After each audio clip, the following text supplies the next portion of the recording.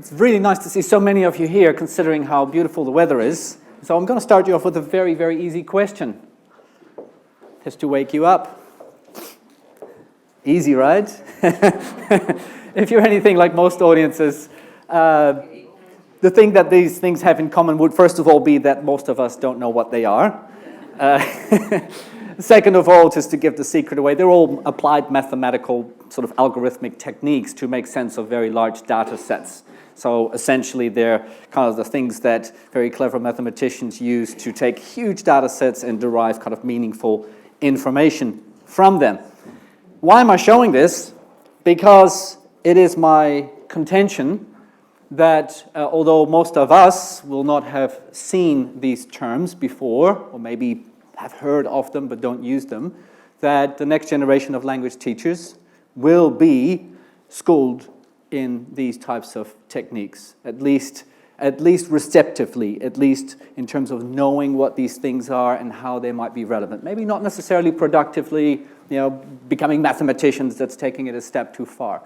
But I see this happening already around the world in teacher education programs, where really the expectation is that our graduates move beyond just knowing how to use a computer and direct students to the right website, but really are able to gain deep insight into the learning process, into the teaching process, not just within their own classrooms, but also within the institution and beyond. Okay, so what I'd like to do is just to give you a little bit of introduction to why I think this is actually really relevant to us, and give you some hopefully practical examples of how you might be able to start with this type of stuff tomorrow, if you like. Although if the weather's like this, you probably would want to do something else other than explore Bayesian networks.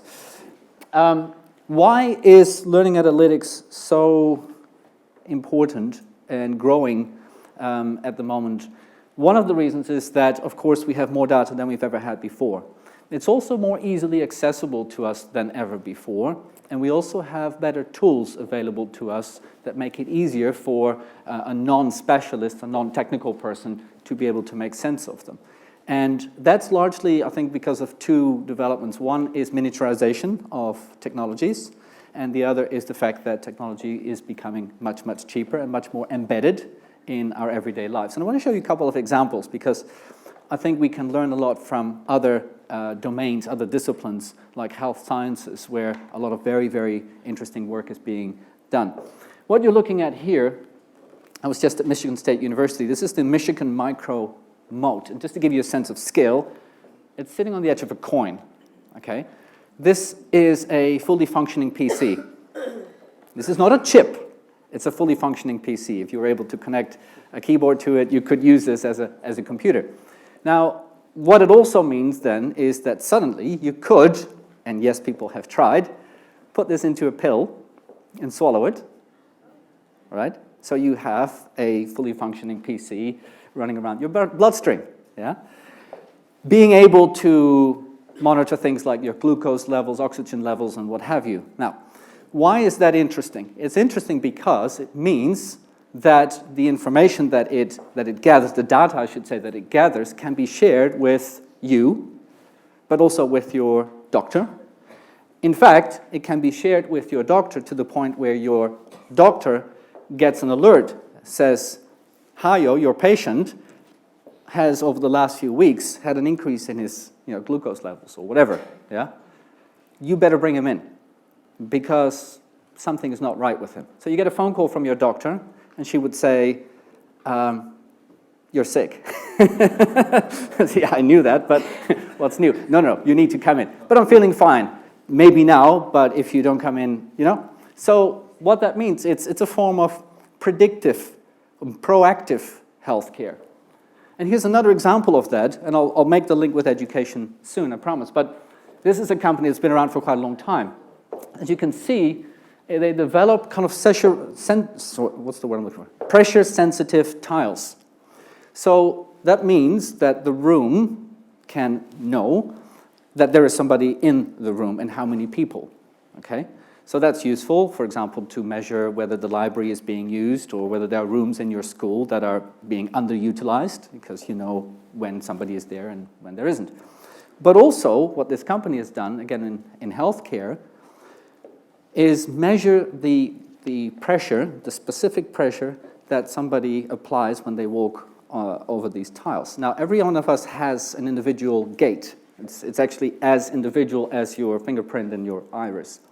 So if the room knows how you normally walk, and if over a course of a few weeks, few months, maybe, you just start to apply a little bit more pressure to one leg, that could indicate maybe osteoporosis or some health issue. And again, you might get a phone call from the hospital saying, come in. Okay, so proactive healthcare. That's very, very interesting. This here is a patent that was applied for a few years ago by Google. Samsung's got a similar one. These, of course, are lenses that you put in. They're not to help you see better, but they measure bodily fluids and also provide healthcare information to your GP, but also a new development allow you to overlay what you're looking at in the real world with additional information, electronic digital information, so augmented reality. So you could imagine an application whereby if I'm wearing this as a non-native speaker and I'm speaking to someone, that translation would appear in front of my eyes, literally as I'm looking at you, and I don't have to hold up a cell phone or use a computer to do that. So the big change here, and the really fundamental change, is this idea of moving from reactive to proactive support. Now, if you take that idea from healthcare and apply it to education, you've got something potentially quite powerful. At the moment, our education system is very reactive. We wait for somebody to complete a test, and we use the scores, and then we say to them, sorry, you failed this course, you're going to have to do the year again. That's at the end of the year.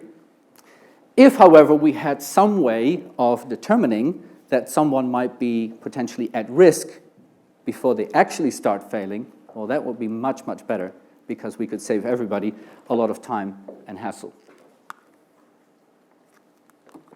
So, what does that mean for us? Well, it means that we're, over time, probably going to have to develop a range of new skills. We're pretty good in terms of education. We know a lot about language, we know a lot about our learners. We're domain experts in that field. People who design the technology don't have those skills, don't have that knowledge. We're also going to be, a lot more curators, people who identify the right types of resources. As we've known for 30 years, 40 years, we've had access to huge amounts of learning resources, but we're still not very good at helping learners find the right types of resources, and we're still not very good at teaching learners how to be able to find the right kinds of resources for themselves. We're also increasingly going to be kind of trying to figure out how we can best coach learners using a lot of data that we have, a lot of insights that we can gain about these learners, about each individual learner and how their learning journey, their trajectory develops, and make adjustments very individually to each individual learner.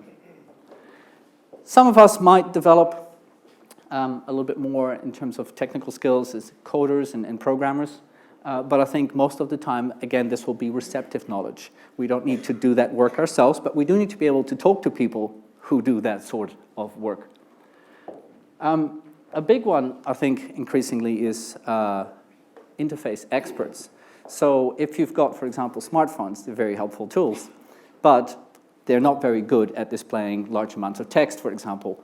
We still haven't really, as educators, as language teachers, figured out a good way of taking textbooks and taking websites and so on and putting them into maybe a smaller format that can easily be used in small bite-sized chunks by learners throughout the day and throughout their learning. Learning engineers, and of course, the one that we're talking about today here, data analysts. You will have a lot more data at your disposal. You'll need to be able to figure out what to do with it in a way that we feel is pedagogically beneficial. And that's the big thing here. That's the risk that we're running, is that the data is being foisted upon us with the demands that go with it, without the pedagogical need that we, as the domain experts, need to bring into that.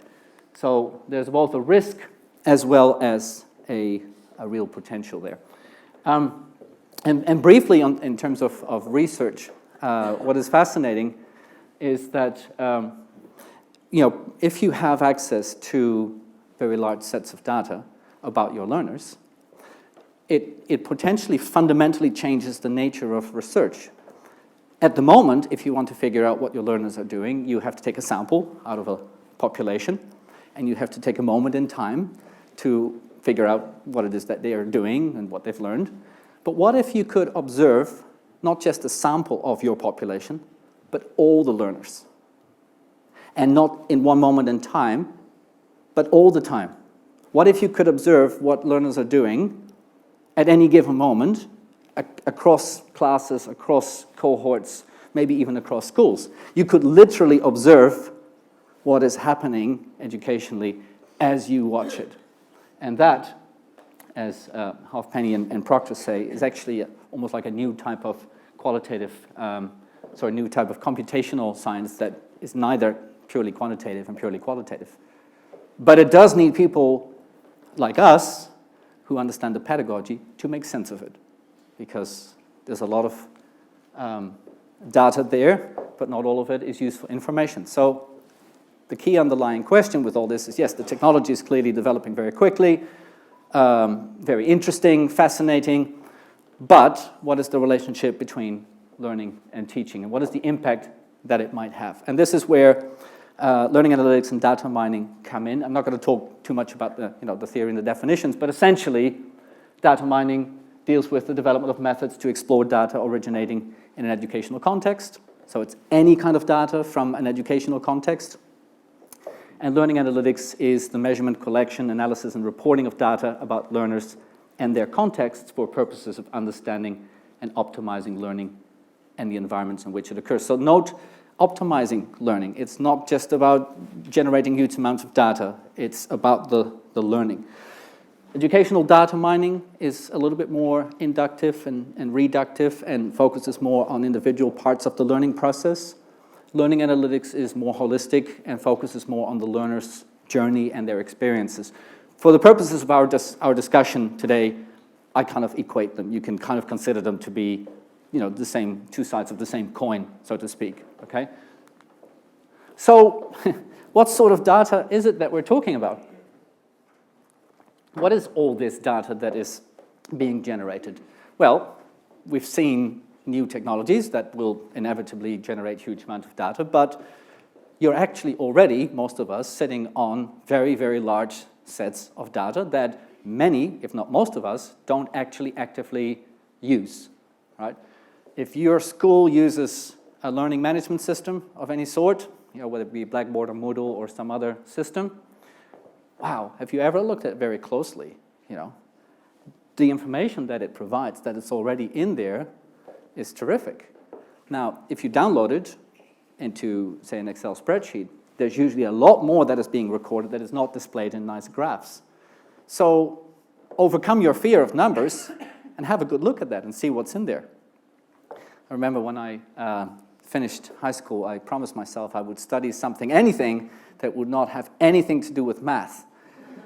So I chose Arabic and Hebrew as my undergraduate. Studied that for a while, and then liked languages and thought, okay, applied linguistics. Can't be further away from all this sort of stuff. And then, of course, in the first semester, one of the courses I had to take was statistics. So, But my point is that a lot of that is not esoteric. It's not kind of vague data that is floating out there somewhere. It's this sort of stuff, okay? And we can make sense of this, because if you look at, basic stuff, how frequently are students logging in? Well, that tells you something. Have you ever considered how you could interpret that and what it might mean? Have you ever looked to see how that figure might be different from your colleague's class? And if so, why? Have you ever maybe considered how that number compares to your own teaching last year? And how it might change depending on any PD that you've done, okay? So here's an interesting finding and a question for you. University of Maryland used the LMS that they had, and they observed something interesting, by chance actually. They noticed when they were looking through their LMS data across the university, so this is not language education, this is all subjects, that students who had low grades used the learning management system at the university 40% less than students who had C grades or higher. Okay, so think about that for a moment. Let's say that you're the provost or the president of that university, and your IT people come to you and say, look at this, that's interesting. What would you do if you knew that? Search, research, find out more, sure, of course. This is just an observation, so we need to know, what causes that, for sure. What else? I would try to find out about the two different groups, what other studying they do. Because to my mind, the fact that it's the LMS is kind of neither here nor there. It's about study habits. Yeah, yes, you're right. So you're right. The LMS is just an indicator. In itself, it doesn't, what do I care whether somebody uses an LMS or not? If you can learn successfully without it, good for you, right? But it does point us to something. Sorry? The chicken or the egg? Yes, yeah. Which one comes first? In a way, you're right, but in a way, it doesn't matter. We've observed a problem, okay? Now, we don't know why the problem exists, and it might be because different groups of learners, respond differently, whatever. We need to do more research, as you said. But we do have one very, very, very important piece of information. We now have a proxy measure. Proxy measure is a measure that tells you something about something else. So you don't have to investigate that something else. You can just look at the proxy measure to get a sense of what is going to happen maybe later. Okay, remember that proactive, healthcare, proactive education. So now, if you were the president of this university, you might say, well, for reasons at this point unknown, we'll investigate more, we need to watch out and look at our students' LMS use as early on in the new semester as possible. Because we know that if you're in a group where you're not really accessing the LMS, you're at risk, right? So we don't have to wait till the end of the semester for you to fill your courses. You've wasted your time, we've wasted your money. We can probably say after, 2 weeks, 3 weeks, 4 weeks, what would you think is a reasonable amount of time? Maybe a month, first week everybody's new and not a good time, but maybe after a few weeks, you can kind of start to see who is actively engaged and who's not. Well, then you go to the students who are not actively engaged and you say, do you need help? Is something bothering you? Is there any support that we can offer you? Okay? So let's try this one more time, here from the UK. So Nottingham Trent found a strong link with retention, whether students drop out or stay at the university. Less than a quarter of the students with a low average engagement progressed to the second year, whereas over 90% of students with good or high average engagement did so. Same question. You're the head of the school or whatever. Somebody comes to you with this information. What would you do? How would you change your practice? Now, we can ask lots of questions like what is engagement and how do you measure engagement? And we'll come to that in a second. But sure, there's something here. There's a proxy measure here. There's something here around engagement, which might be interpreted a little bit differently between different schools, because we'll have our own kind of measures and ideas of how to observe that. But clearly, if you're not engaged, you're far more likely to drop out and leave the university.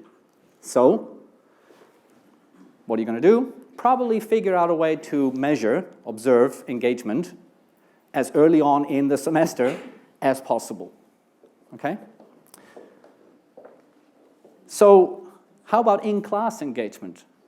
I'm not in favor or against any of the programs that I'm showing you here. I'm just showing to you as examples because many of you will have heard of these. So programs like Socrative and Class Dojo and Seesaw are the types of programs that are sometimes, and rightly, criticized. Are we familiar with these programs? So they're kind of classroom software, and especially, I kind of like Class Dojo, so you have your class, kids on your tablet, you can see who's sitting where. So it's a good thing for attendance, for example, who's there. Well, let's take attendance for a moment. Let's say that you take attendance, and you do that for 6 months or a year. Well, that's valuable information. Download it, what are the patterns? Why is it that after 3 months, suddenly we see a drop-off in attendance? Why is it that your students in your class are attending more than my students? Maybe I need to have a chat with you, because you're doing something right. What's your secret? Okay. How about between schools? How about from one year to the next? But of course, in programs like ClassDojo, you can also assign to individual learners like a compliment, or you can recognize things like, hey, you worked really well together with your neighbor. Yeah, so you can reward and record a +1, badge or sticker or whatever for collaboration. Yeah, or good try. You got the wrong answer, but you spoke up and you took the risk, and I'm going to reward that, even though your answer was wrong. Okay? Now, if you do that as a teacher, of course, again, all of that information you can download, put it into an Excel spreadsheet. You don't need to know much more than how to sum it and take the average, and you can see how, for example, you introducing a new technology or a new way of teaching or a new whatever might have an impact on these types of engagement measures. Okay? Seesaw's nice. My daughter is 6. She just started school, and they use it.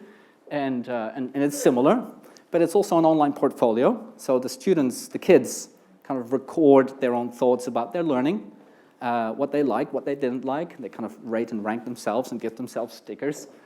And that, of course, provides a huge amount of data, but also, this is interesting, it's made available to the parents.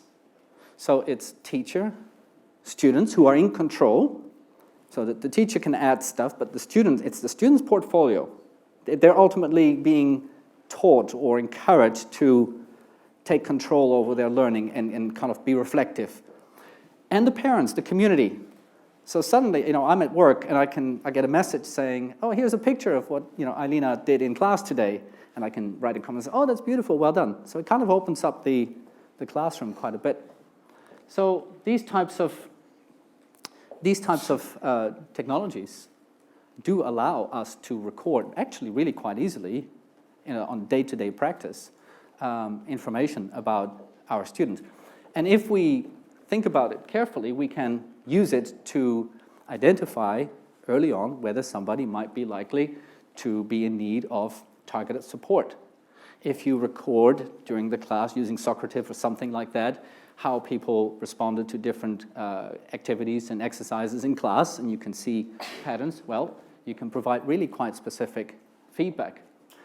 You can also predict student performance to some extent. Now, there's a risk here as well, because you don't want to already assume that you know everything about a learner based on their prior experience and their prior performance, for example, in the class before yours.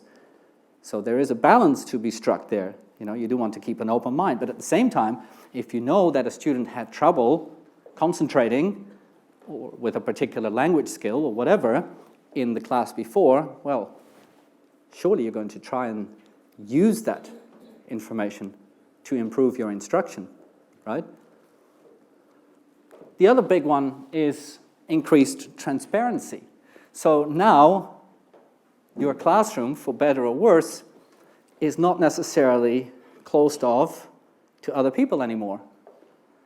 In fact, if you do share this data, and the schools that are experimenting with this are doing this usually as a collaborative, as a team effort, then we agree that you will see everything that I do in my class and everything that goes on in my class, and the attendance and the engagement and the success or failure of my teaching, if you will, and you agree to share yours with me as well.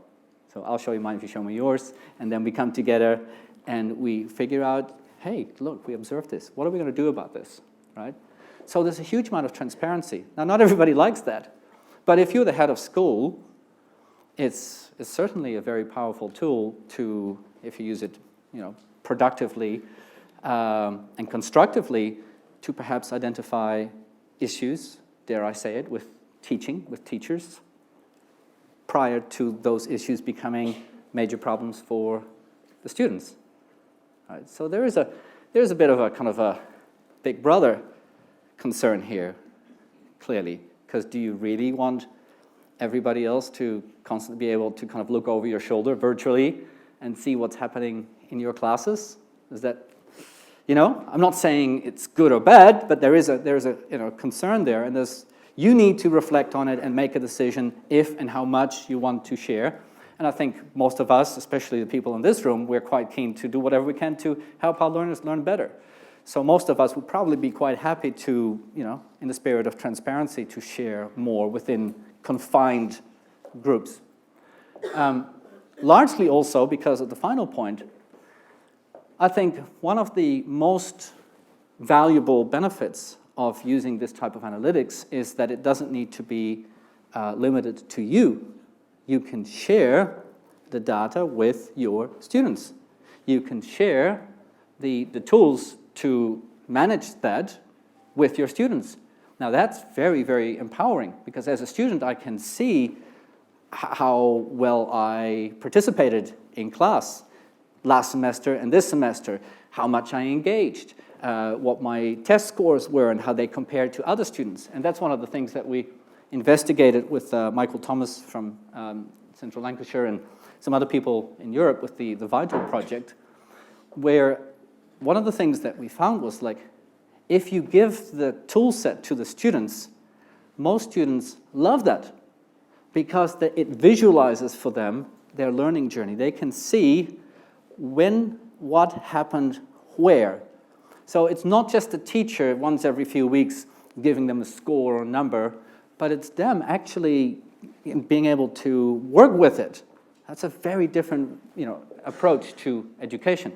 Now, interestingly, because a lot of this is new, it's not always clear when students do want to see this type of data and when they don't. And one of the things we found here is that Chinese learners did not really want to see their scores compared with other students, for whatever reason. Whereas the non-Chinese students in the initial pilot study loved being able to compare themselves with other students and their class with other students. So we need to figure it out, but it requires people like us, domain experts, to ask those types of questions. So I'll finish with a few challenges and I think a few opportunities for you, maybe something to think about in the coming questions. I know, Eric, that you've got some questions for the audience as well, but I guess the first one is, what data do you have access to already? It could be exam scores, it could be attendance records, it could be your LMS, it could be whatever software you use, it could be the online data that the Cambridge resources that we all love and use record for us. Yeah, there is much more than you actually think there is. What could it tell you? Be open-minded. What are the potential proxy measures that exist within that? You may need to build some new skills. I think it's fairly limited. I think a reasonable command of Excel for most of us will be sufficient. Some of you may want to use SPSS, but you don't actually need all that much. You need to have a good think about, what are the obvious security, privacy, and what have you concerns. Clearly, we've had that with the internet, we've had that with smartphones, now we're having it with data. Let's not shove it under the carpet, but let's empower ourselves by thinking about it so it doesn't get foisted upon us, but we can make an active decision about when and how much to use this type of data and how much to share with other people.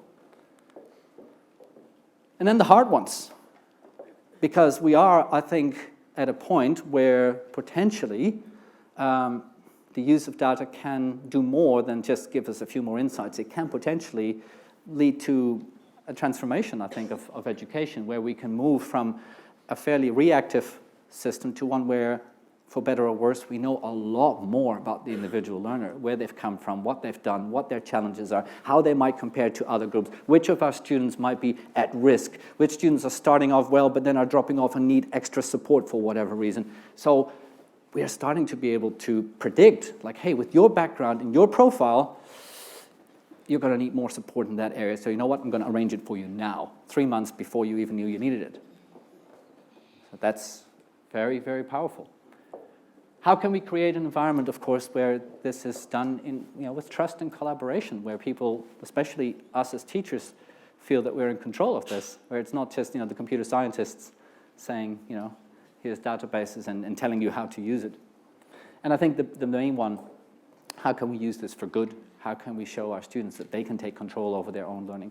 And especially, of course, moving from, say, primary to secondary school, secondary to tertiary, from one class to another class, with the best intentions. A lot gets lost during those transition points from one teacher or one course or one school to the next. Why not give the students a lifelong opportunity to reflect on and think about and chart their own learning using these kinds of tools? So I'll leave it at that.